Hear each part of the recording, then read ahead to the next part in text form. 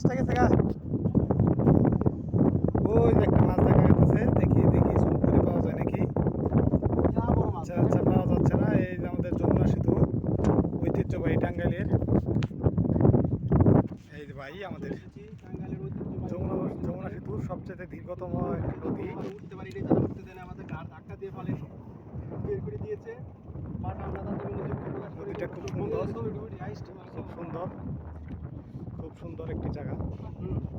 এই যে আমার ফুফাতো ভাই সবসময় ডান্স নিয়ে ব্যস্ত থাকে। এই তো বেশ একটি জায়গা, সবচেয়ে সুন্দর একটি পরিবেশ। সেলু সেলু রয়েছে।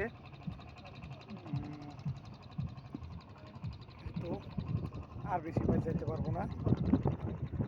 যমুনা নদীর পাড়ে যে যমুনা ব্রিজটি, খুব সুন্দর একটি স্থান। এই তো এখানে অফিসিয়াল কিছু কাজ চলতেছে। আমরা এখন আছি একটি স্টিমারে।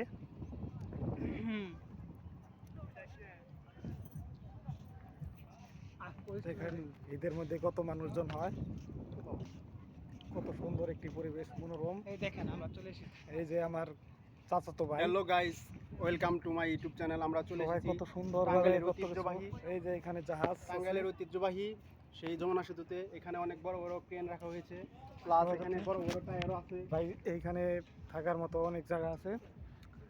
পারলে আপনারা সবাই এখানে আসতে পারেন ঘোরার জন্য। অনেক সুন্দর একটি মুহূর্ত। এইখানে পড়লে এইখানে আছে,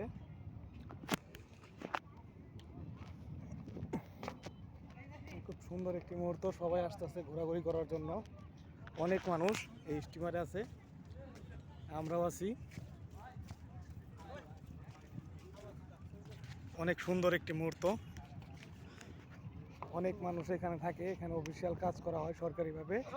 অনেক লোক নিয়োগ দেওয়া হয় আমাদের বেকারত্ব দূর করার জন্য। আমরা বেকার, আমরা কোনো চাকরি বাকরি করতে পারি না। এখানে আসি, কত সুন্দর সুন্দর মানুষ। অনেক কত মানুষ কতভাবে সেলফি টেলফি তুলে। অনেক সুন্দর একটি জায়গা, পুরা কক্সবাজারের মতন।